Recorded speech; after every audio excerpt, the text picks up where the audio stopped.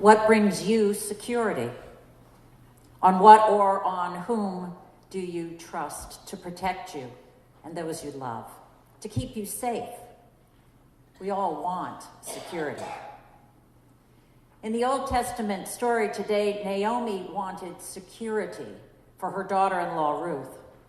The situation for Naomi and Ruth was dire. Both had lost their husbands. Both had had to leave their homelands after tragedy. And now they can live only if Ruth scavenges bits of grain, following behind the harvesters in a field and picking up what they choose to leave behind. Ruth volunteers for that needed work, but she's a young woman, a foreigner, dependent on others' handouts, unprotected from men who might take advantage of her. No wonder Naomi wants to provide security for Ruth. Your situation may feel dire too. It's no wonder that we humans want security. For some of us, the lack of security is personal.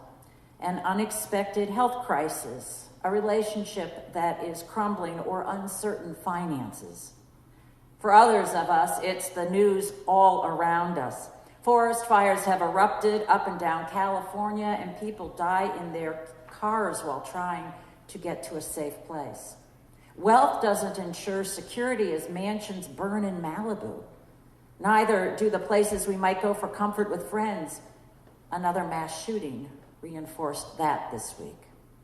The election on Tuesday underscored a national divide, raised foundational questions in a democracy of whether everyone's vote counts, and unleashed concern about the impartiality of law enforcement in the Justice Department. To be human is to feel small in a vast world beyond our control. Of course, we all yearn for security. On what or to whom do you turn for security? What do you rely on? Today, we remember a time a century ago when, for one moment at least, our nation did feel more secure as the bells pealed out the news, the war is over. Our forebears rejoiced that security had been achieved. On the 11th day of the 11th month, at the 11th hour, the armistice was rung in, bringing a close to World War I, the war to end all wars. Crowds thronged the streets of Paris and London, New York, and Boston, cheering their newfound security. But these celebrating men and women knew acutely the heavy cost paid to achieve that peace. 16 million civilians and military dead. So they made sure to honor those who had died fighting to ensure our security. Today, we also honor our veterans. Over the entrance to this sanctuary, right in back there, is a marble plaque dedicated to 3 members of King's Chapel who died in World War I. Hamilton Coolidge, Helen Homans, Edward Blake Robbins, Jr. I want to share with you about their lives because they were given so that you and I could be more secure. Our debt to them is great. Hamilton Coolidge was an accomplished fighter pilot in the earliest days of airplane warfare. Even before the United States entered the war in 1917, he had prepared, spending the summers of 1915 and 16 in military training at Plattsburgh, New York, part of a private movement begun by some Americans concerned about our nation's lack of readiness for war. With this head start, once the war was declared in 1917, Coolidge became one of the first American pilots sent to Europe by the United States. Quickly, he proved to be a gifted test pilot for the very different types of planes being newly tried in warfare. Coolidge could tell if a bolt or a cotter pin were missing or a wing warped just by the sound of a plane when he flew it, or by its problematic handling. It was a risky job, needless to say, and required him to make innumerable flights in deficient planes. He insisted on needed repairs, and that undoubtedly saved the lives of many of his fellow pilots. When Coolidge was sent to the Western Front, He led a group of fighter planes that frequently crossed behind enemy lines to confront Germans. Ultimately, Coolidge was awarded the rank of captain. Coolidge's letters home were compiled by his family and are available online. They give articulate account of his days, making me feel, as I read them, as if I've grown to know him. They also make me feel uncomfortably, as if I have eavesdropped on his private conversations. So I feel a shudder reading his last letter home to his mother, when Coolidge suddenly changes his tone, having just been interrupted by an official report that the German Kaiser seems to be giving up. Coolidge writes, "From all over the barracks are coming remarks. Are you all packed up yet? And, oh, I'm glad I didn't buy that new uniform after all." It seems all so unbelievable. And we know how treacherous these fiends are, that nobody takes things seriously, even though they came in an official report. Well, Mammy, if it should be true, be sure to tell Anna to have my tuxedo pressed and my civilian clothes taken out of camphor and the sewing machine removed from my room. More anon. I'm thrilled, but dare not really expect anything. Hamilton Coolidge died just 14 days before the armistice, at age 23, shot down in France. Today, I honor Captain Hamilton Coolidge, Jr. as a courageous and selfless man who risked all for the sake of my security. With equal conviction, I recoil that he died so young and that his family and friends bore such suffering. Commemoration of our war dead always makes me both shudder and stand awestruck, grateful for the brave sacrifice and determined to prevent its necessity again. Helen Homans is the second person honored on our marble plaque over the door at the back. Another heroic and selfless person who died that we might be secure. Helen Homans volunteered as a nurse in France early in the conflict, more than 2 years before America declared war, at a time when only her male relatives could fill the ranks as physicians at Mass General Hospital. Homans volunteered there where she could, as part of the Board of Visiting Ladies, showing great compassion for the tuberculosis patients for whom she cared. Homans also knew French, apparently from living in that land, and after France was invaded by Germany, Homans joined with a delegation of Boston doctors who, in 1915, went to assist the wounded Allies. Homans' work included the constant and back-breaking drudgery, not only of nursing, but of scrubbing walls or floors, or washing linens and harsh detergents. Later, Homans became a full-fledged nurse and oversaw wards in many French hospitals. By 1918, Homans was working on the new ambulances invented by the French Red Cross.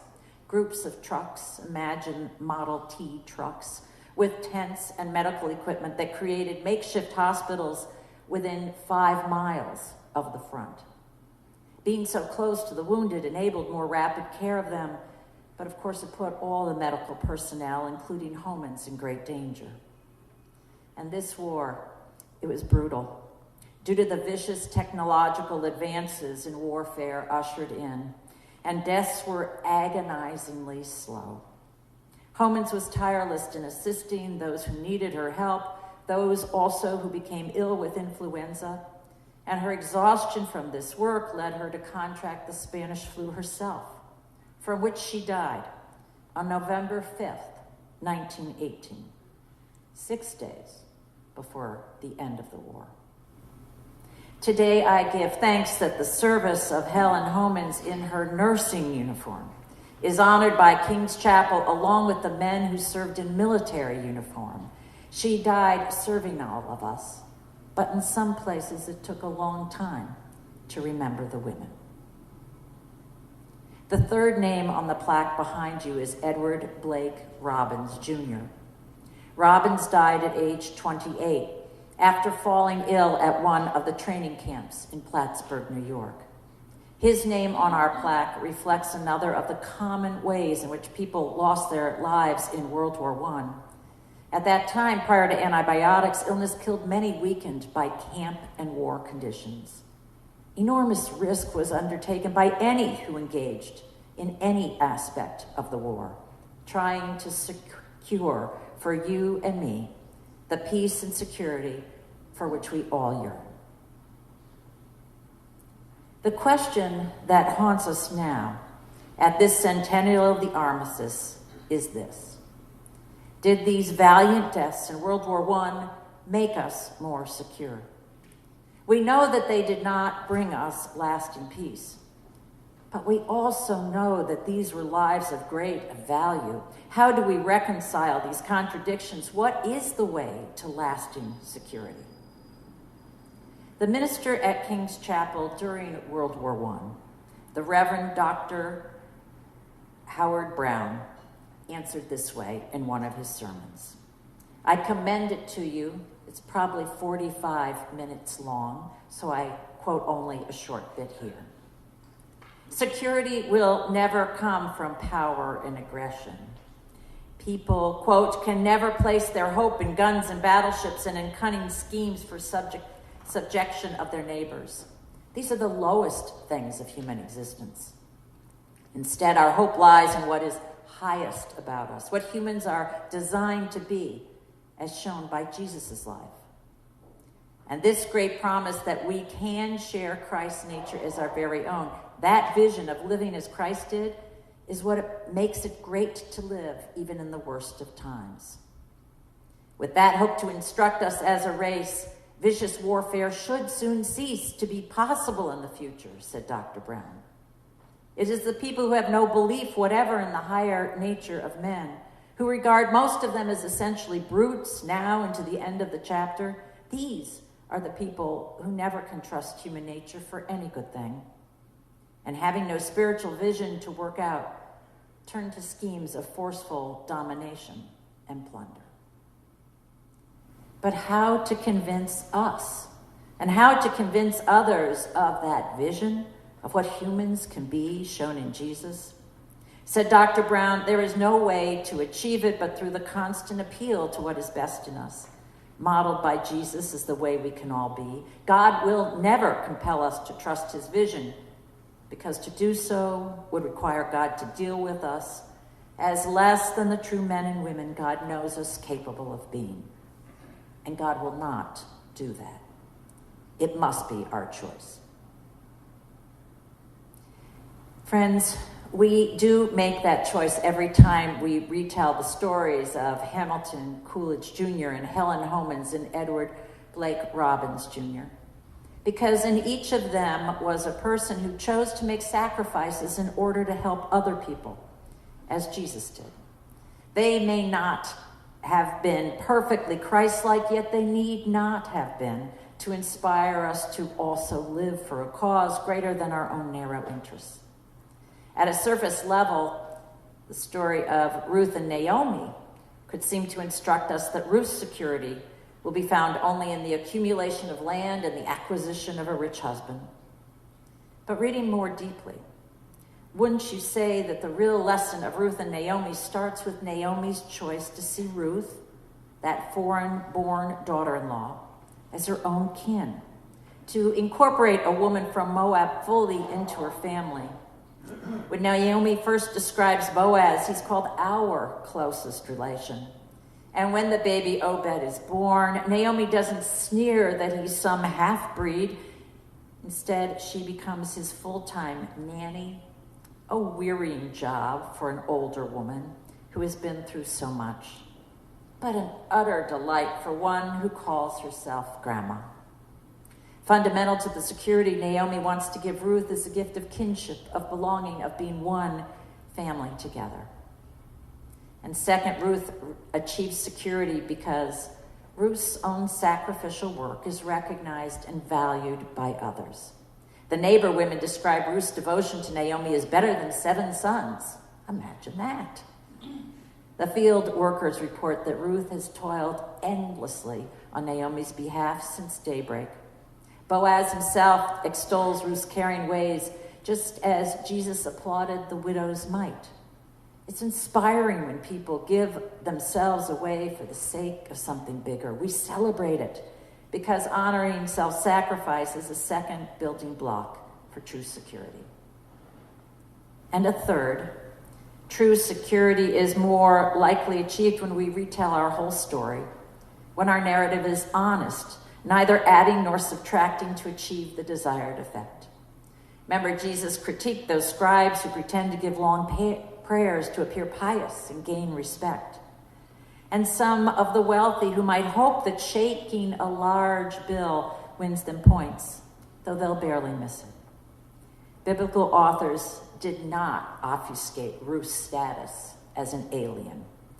In the Naomi and Ruth story, and indeed in the story of Naomi and Ruth, the grand denouement is its final line. When we learn that Ruth is the mother of Obed, and Obed is the father of Jesse, and Jesse is the father of David, who becomes the greatest king of Israel. Ruth, this foreign woman, is David's great-grandmother. Even we who may feel like outcasts at times can birth greatness through our acts of kindness. Security. We want it, but how to achieve it?